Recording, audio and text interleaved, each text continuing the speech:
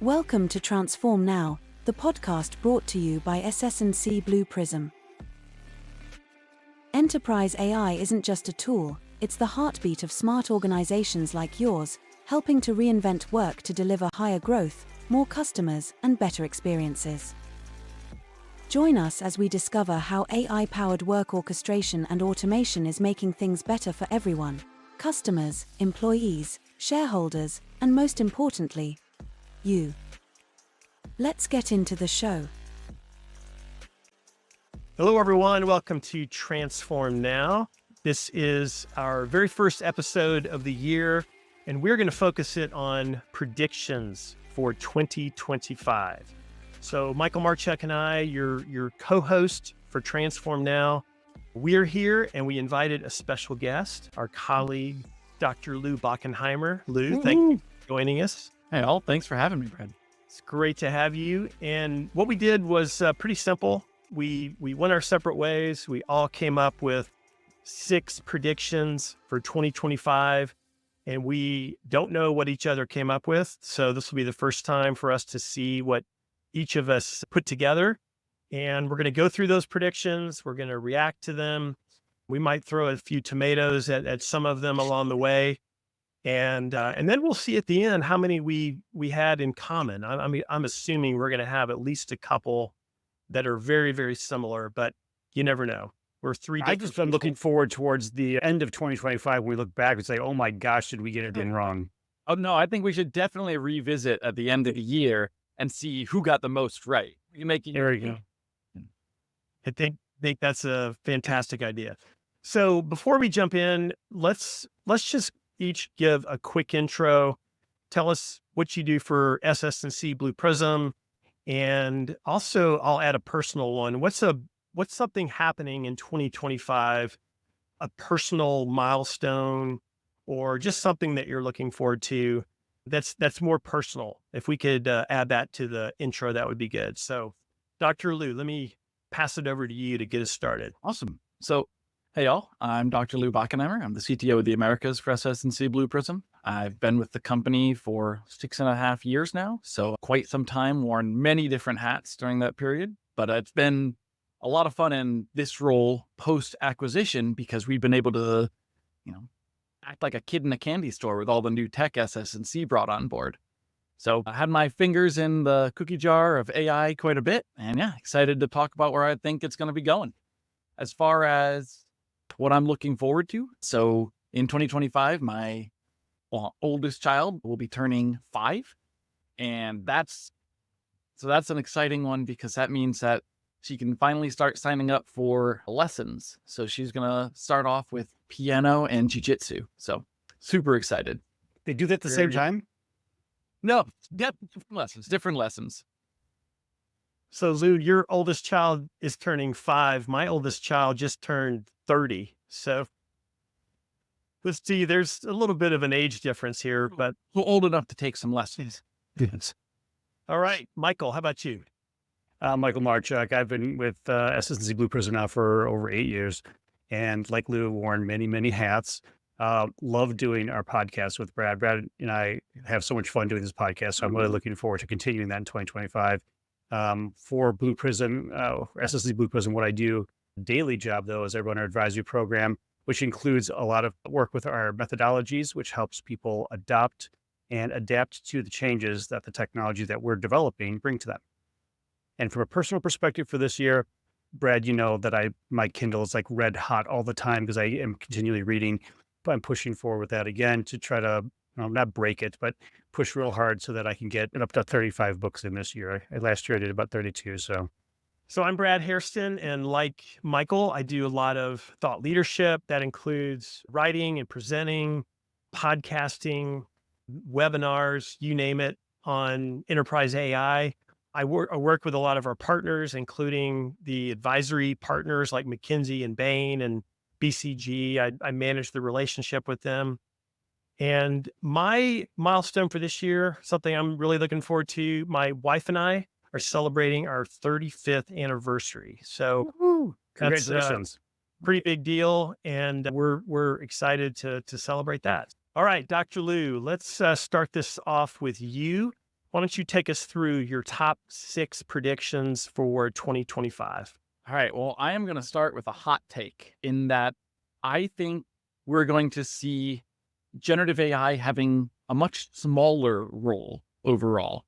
Not to say that it's not going to be used, it's not going to be incredibly useful, but right now, it's still relatively new. People are trying to come up with all sorts of different use cases, but I think it's going to be scaled down, focusing more on triage and structuring of unstructured data before passing those on to traditional solutions like non-generative machine learning or pure rules-based automation or rules-based capabilities, because those are going to be able to mitigate a lot of the costs and risks you typically see with generative AI while still seeing a lot of the benefits. As far as my second piece here, I think we're going to see a lot more agentic use cases where we're going to have an agent for absolutely everything. Now, another hot take here is I don't think that's going to last for very long for 2 reasons. One, we see lots of talk around this idea of an AI agent. Forbes is describing this as a piece of software that's capable of learning, creating actions, and then executing them. And while that sounds great, and there certainly are some use cases, at enterprise scale, having AI create an action and then execute it is a governance disaster waiting to happen. There's so many things that can go wrong. And at the end of the day, you typically don't need the AI to be actually executing it when you have other automation technologies that can just make an API call to. So I think we're going to see a lot of it in the beginning, but then people are going to look at the cost. They're going to look at the potential errors, and they're going to get back to the issue with chatbots, which is that people really don't like talking to them. So we're going to see them start to phase out. I think instead of having individual agents for everything, there'll be agent or an agentic front end that you can still use your natural language to interact with. But once messy, complicated, unstructured humans are dealt with, the back end will be more streamlined. For my third thing, I think cybersecurity is going to start an arms race. Cybersecurity is always a key point in any technology office. AI is going to help there as far as building up more secure environments, but also new ways to attack them. I also expect we'll start seeing more bad actors targeting models themselves and the actual underlying data. If you can get an LLM to push out incorrect data, that could be huge for a bad actor. Next, transitioning out of pure tech, I think we're going to see a lot of AI being leveraged in pure scientific research. A couple reasons here. One of these is that it is a buzzword. However you feel about it, whether it's the best thing ever or just another trend, it is a buzzword, which means that if you want to get grant for doing your research, targeting this is going to make sense. On top of that, in 2024, 2 Nobel Prizes, both in chemistry and physics, were awarded involving AI.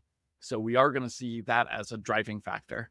And finally, when you really think about what AI is very good at, it's good at learning patterns from data and then generating content based off of those patterns. If we're looking at just that first piece, that's a lot of research in a nutshell. So being able to identify patterns from large data sets in a way that we couldn't before, I think that's going to really take off in the scientific research community. After that, I think we're going to see a lot more AI usage in robotics. On the one hand, we're already seeing it in software robotics and automation, but I think there's going to be more and more physical robots that start applying it. We use, the combination of generative AI, and automation techniques or software robotics to automate almost anything you can be doing at a computer. But there's lots of work that's being done outside of computers. So I think that's where we're going to start seeing a new spike. And then finally, as we start seeing the cost and risk of LLMs increase, the cost going up because right now a lot of it's being run at a loss. We're seeing companies like Microsoft spending more on electricity to power their generative AI practices than the GDPs of many countries. We're also seeing applications out there for building data centers with built-in nuclear power plants. So, the cost is going to go up. And also as more folks and bad actors start attacking the models, we're going to see the risks increase. So I'd expect to see more of a migration away from these extensive generic LLMs and focus more on either small language models or large quantitative models where we can start predicting mathematically more use cases, such as in finance or weather patterns. So that's where I see things coming. Put it all in a nice bow. I think generative AI is certainly incredibly powerful, and we're going to get better at using it, which means we'll know where to focus using it and where to avoid it. Very good. Michael, why don't you share your thoughts on Dr. Liu's predictions? I had some overlaps that it'll be interesting to talk about because there's some things that you touched on and I extended a little differently and had a different perspective on it. But certainly the agentic theme, I think, is going to continue. So I agree with that. You're going to see it's going to be agentic everywhere. I think it's going to get refined, as you mentioned, over time, though. What I thought was interesting is you talk about the arms race and the models themselves becoming at risk. We've seen this in a couple different things. In fact, I read a story the other day about how some of the Chinese open source models are actually hard coding stuff inside of them. So while they're open source, if you don't really open the source to go look at what's going on, you may not find these hidden gems that they've stuck inside them. And the other thing too, I think you mentioned with any of these models, when you have data that's being trained on it and a publicly available, even open source model, the data that's trained on, it becomes critical to how it's going to respond. So I think you're right. I believe we're going to see that for sure being an attack vector for the bad actors. I can't wait to see more physical robots coming in. I think we're looking more and more like iRobot every day. And I think this is going to be interesting to see how these bipedal humanoid robots that we have all over the place now start integrating some of these, these small language model pieces where they have them contained within. So it'll be interesting to see where this goes. Yeah, Michael and I made at least one attempt to get a physical robot company on the podcast the last year. Maybe this year we'll get their attention, but yeah, got a lot of crickets chirping on that one. I'll say, Lou, I love your predictions. I think they're all really good. I only had one in common with you, and that's the last one about SLMs. So you'll see what I have to say on that. The agentic, I mean, certainly agentic is the hot topic. I just continue to believe it's going to take a little longer for companies to get there, to be willing to let AI, agents basically roam around and make decisions and do what they want to do. I think what's more likely to happen, at least in the next year or two, is just we start seeing the agentic AI in the enterprise, the front end of all of the big enterprise apps like ServiceNow and SAP and Oracle and what have you. That makes so much sense to have that. I was shocked, though, when I saw a quote from Gartner. This is from October of last year. They said only 1% of enterprise software applications have agentic AI right now, and they predict it will get up to 33% by 2028, 3 years from now. I think it depends on how you're defining it. Because if you're talking about agentic AI as, just a LLM-based chat front end that you can interact with using natural language, sure, I see that exploding, especially for things like an internal enterprise search for finding the right information. Yeah, that's going to be huge. But if we're talking about the way some of these analysts are describing it, where it's really an agent that will understand enough to build out custom actions before executing them, I don't see any enterprise rolling that out because it's too much of a risk. There's too much that can go wrong. Not at scale, at least. Yeah, no doubt. Okay, very good. Well, let's move on to Mr. Marchuk. So, Michael, are you ready to dive in? I am ready to dive in. So My first one, I'm going to go a little provocative here and say we are going to start seeing the introduction of AI personas.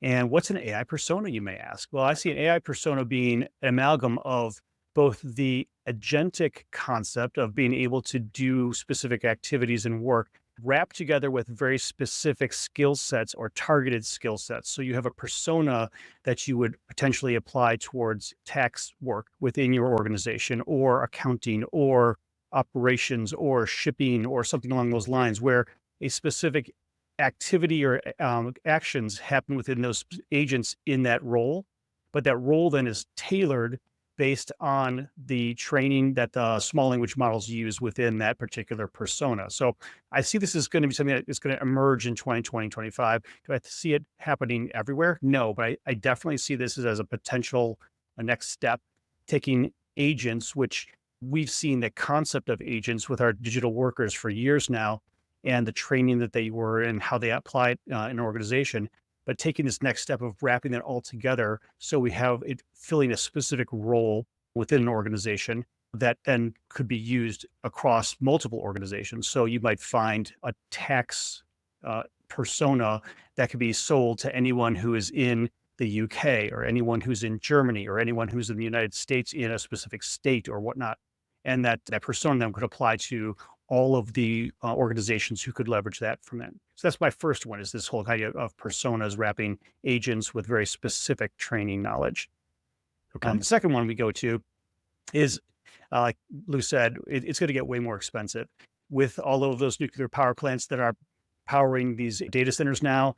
And it's funny how data centers used to be measured in square footage. Now they're measured in megawatts. We're seeing that the subsidies that investors have been putting into companies like OpenAI and others are going to start to dry up a little bit as there's expectations for some returns on those investments. It's great to have wicked technology going out there doing amazing things, but if it's not making money for long enough, people will tire of it. So I foresee that this is going to go that next step of where there's going to be some cash returns required, which means that I think it's going to be a little more expensive. The other thing too is, as companies are adopting this more, it's one thing to say, hey, everybody go out and, we'll get a few people at OpenAI $20 a month subscription, to saying, hey, I want to embed this into my processes now, and I need to have X number of API calls that I have to purchase every month. That's going to get very expensive as we go forward. So I fully foresee that AI is going to get much more expensive this year and going forward as the costs become more transparent. For my third one, we talked about, Lou mentioned this, small language models. I foresee that the expenses that we're seeing for these large language model operations are going to get revised so that a small language model, like I mentioned before, say a tax small language model, it doesn't necessarily need to know about Paris. It doesn't need to know about, how many depths of the oceans are, in various areas. It only needs to know about taxes in a specific locale. So that small language model then can be very highly tailored. And being a tailored small language model, it has much smaller costs associated with operating it, because the responses are very tailored to the requests for that particular action. So I see that as being one way of lowering the costs from a generic standpoint, but I also see it as a way of focusing expertise into these small language models rather than a broad level large language model that just knows everything and requires massive data centers to train. Fourth one, kind of going back to this one with our AI personas. Another way of looking at this is when you've bundled up the agent and a specific skill or task, now you can start building into it some of your branding or some of your corporate ethos into that specific agent. So hiring, for example, a very particular agent persona that may know taxes in the UK, but now it's within your organization. How do taxes in the UK affect our organization? And everything that goes through that now is tailored back into my organization, my role as a organizational co-pilot for this agent persona now can tailor the responses and the requests back and forth. So it's very, very fine-tuned for that organization. And that we go across legal, sales, HR, advertising, and whatnot, to the point where we have the branding and the tone of voice coming across with all of the responses and expectations that we have for these AI agents. So again, it's taking that concept of a generic capability, an agent, and bringing in the skills as the persona, and then coupling that even further with the drive or the specifics of your organization. Our fifth one is building custom AI hardware. Now, we've already seen this, Brad and I have mentioned this before, one of our pulse checks, that GPU hardware coming from NVIDIA specifically has been fantastically wonderful, but it does a lot of stuff. GPUs in general are like CPUs. They're very, very broad and open to be able to use for many different things, including gaming and other things. They're really good at doing floating point math, which is fantastic, which is what is necessary for some of the stuff. But some of the actions that an LLM requires are only using a fraction of these GPUs. So by tailoring custom-made hardware, I believe that these LLM and operations of the LLMs can become much more efficient leveraging these types of hardware. So perhaps we still train on GPU clusters, but we actually execute on some very specific ASICs or specific application-specific integrated circuits that will do the work in a much better, more efficient way, because it doesn't have to do all the other things that a GPU is capable of doing. So that's why I kind of see we're going to go that way from a hardware perspective.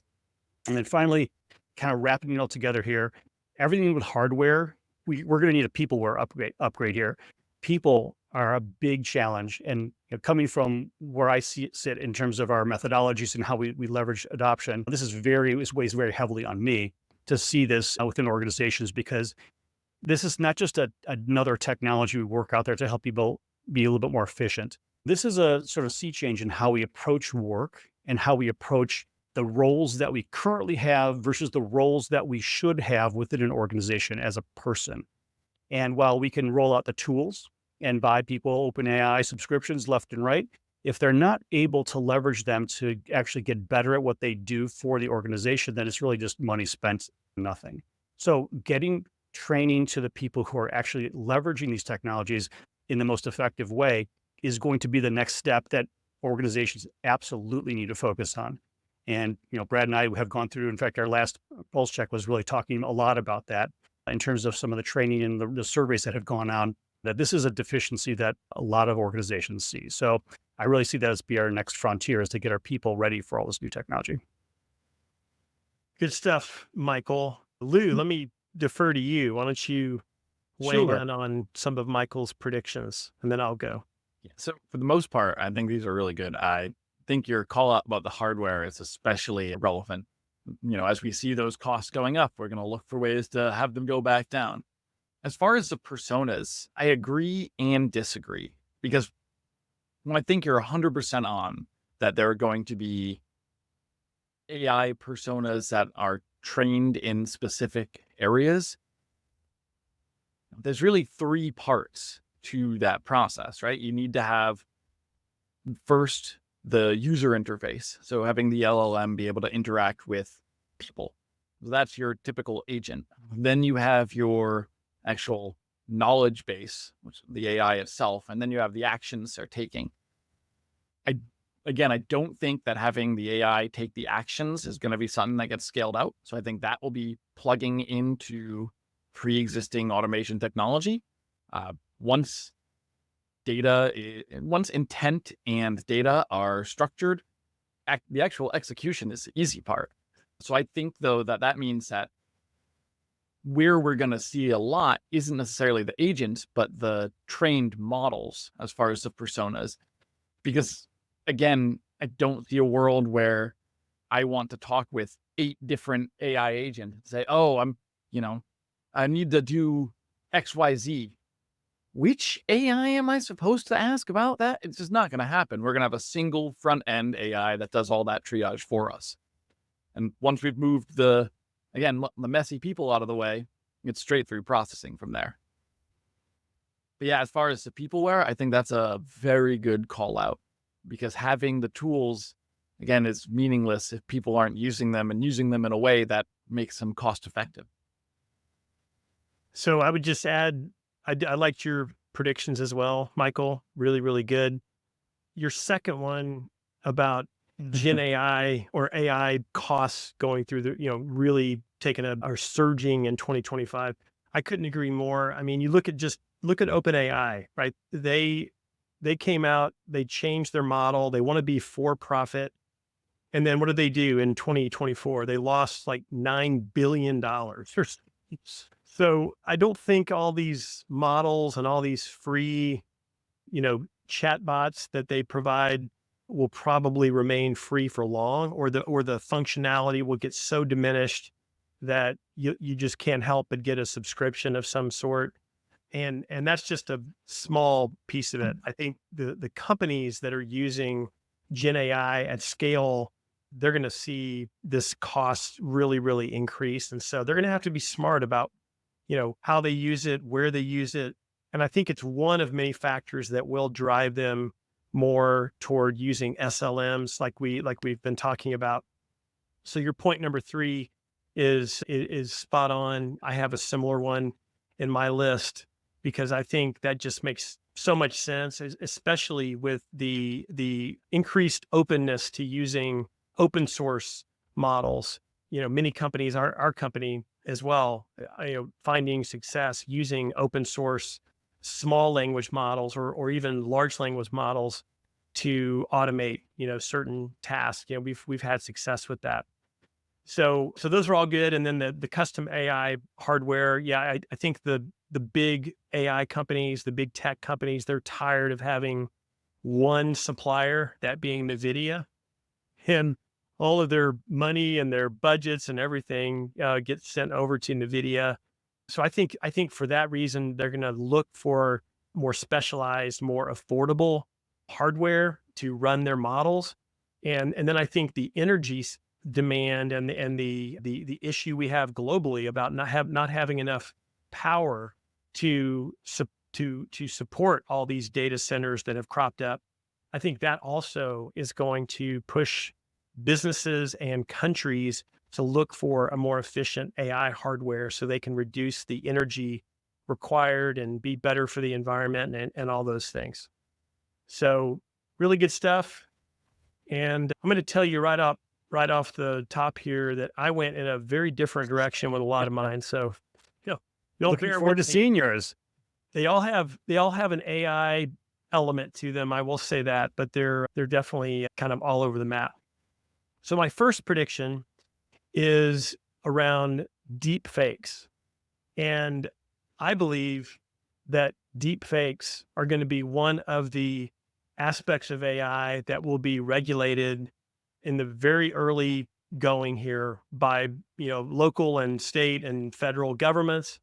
But I think there will also be a large number of new startups that come out that focus on being able to detect AI generated content, because the deep fakes, I mean, you guys have seen them and you understand how good they've become.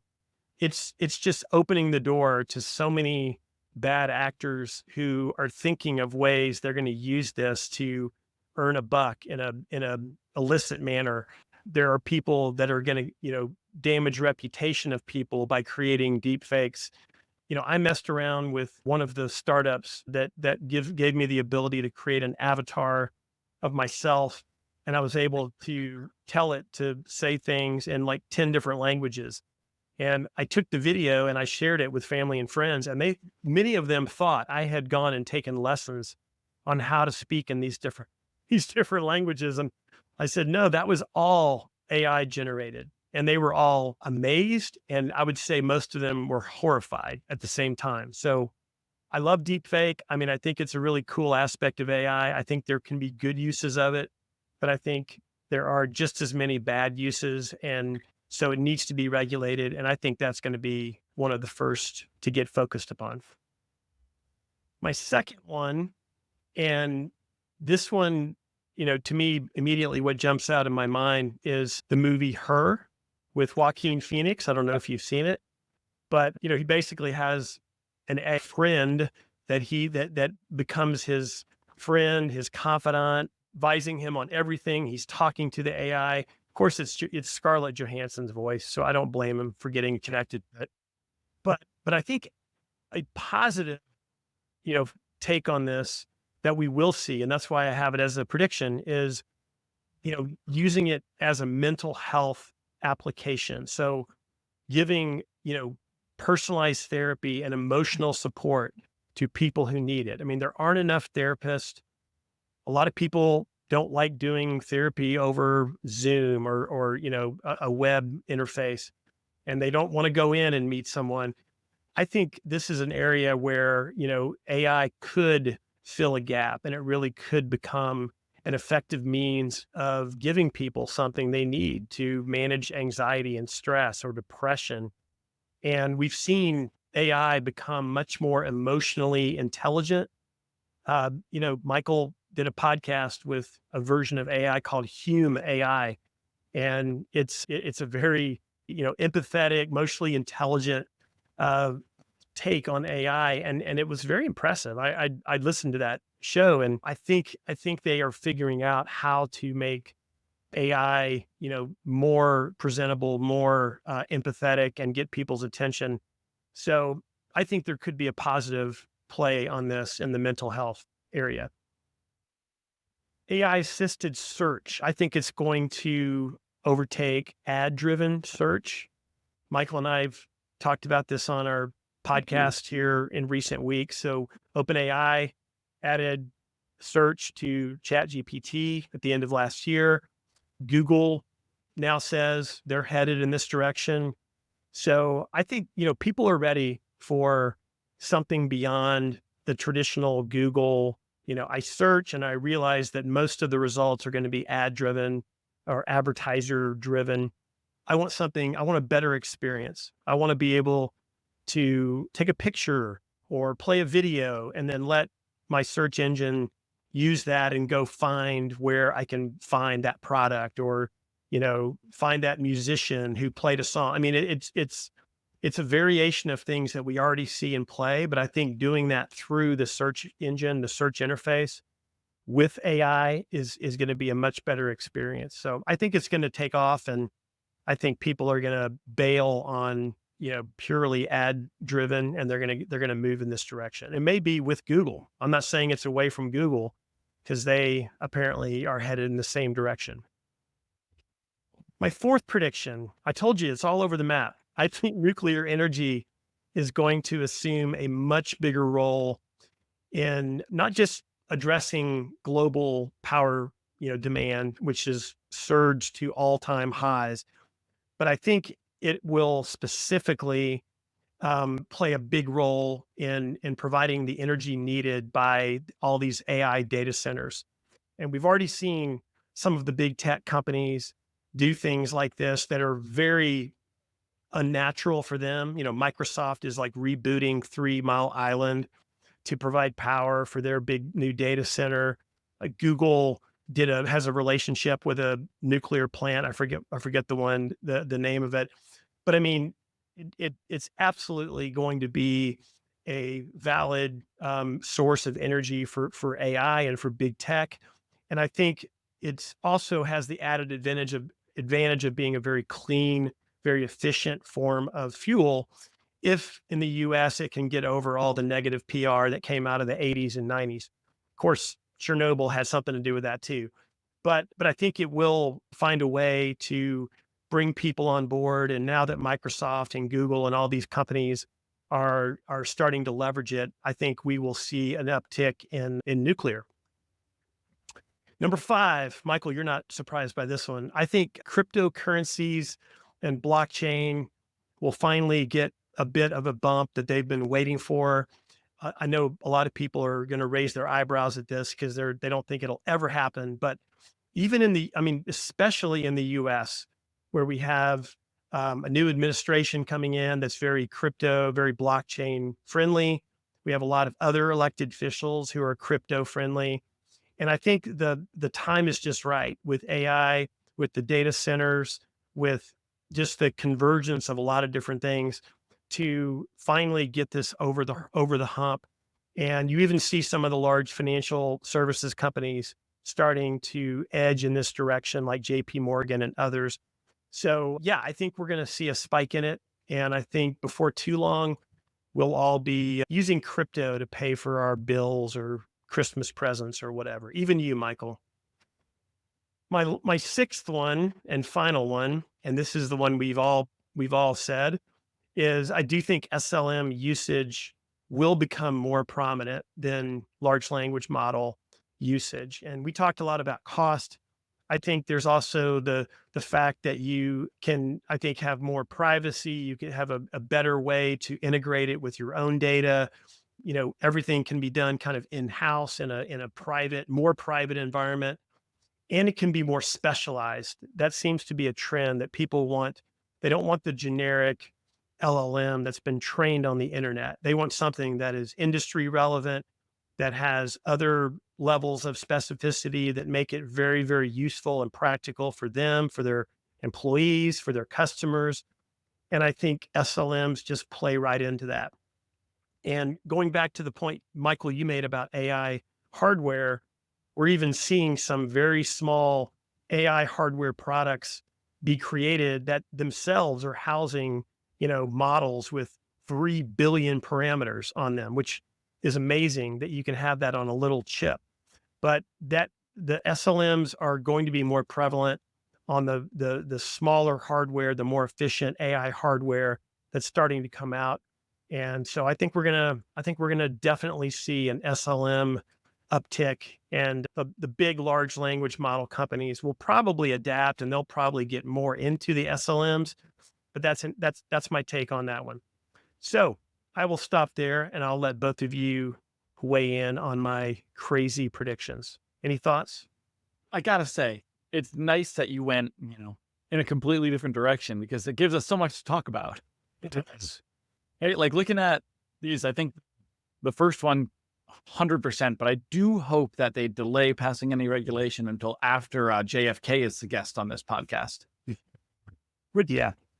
Looking at brings us into the second one. I think that one will be really interesting because I don't think we have the research to know how therapy will work if people know they're talking to, an AI as opposed to person. But that's certainly an area I bet the research is already being done. Side note, I think it's funny that you brought up the movie Her, because OpenAI and they're still being sued by Scarlett Johansson. She doesn't want them to use her voice, and you're like, I'm going to do it anyway. So those two kind of tie together in that way. I hope you're right about the AI assisted search, but I hope it also gets a lot better, because right now, you try doing a Google search, and above the 8 things that say sponsored, you have the AI piece, which I've found be like coin flip, whether it's correct or incorrect information. It's definitely confused me a few times when it's like, oh, I need to scroll down and see that this isn't actually real. But yeah, it'll be very interesting. Completely agree on, the SLMs. I think it is funny that the only unified theme we have between the three of us with nuclear energy, that's another one that's going to be interesting. We've had a lot of recent improvements in fusion, but none that's at the point where we're going to be able to see it soon. Mm-hmm. And while it is a lot cleaner, we're going to need to figure out what we're doing with the waste.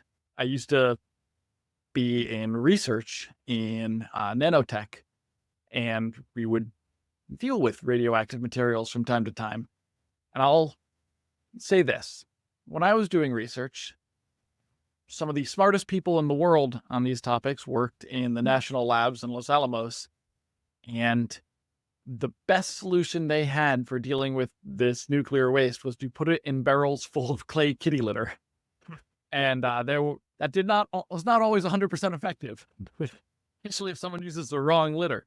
But the fact that we have really smart people, and that's the best they can come up with, if that starts being really scaled out, we're going to need something better.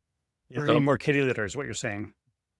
Yeah. So much more kitty litter. Or maybe a rocket to the sun. That solves everything. Yeah. Yeah. But no risk there. Yeah. Fun stuff.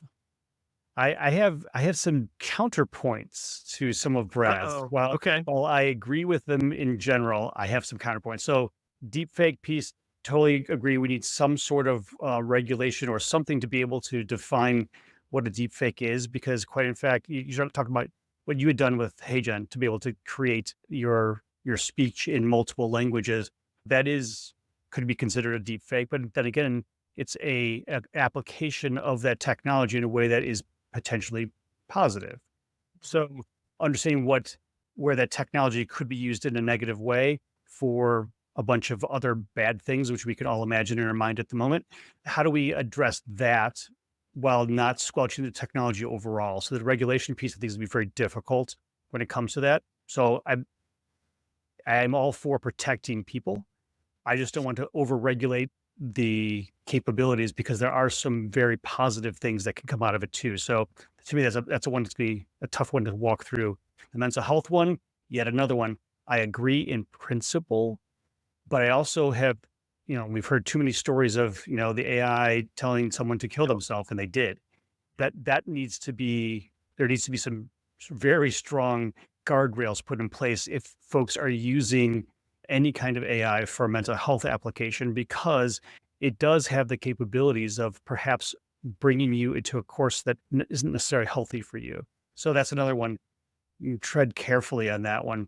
As for search, I agree that search is going to change.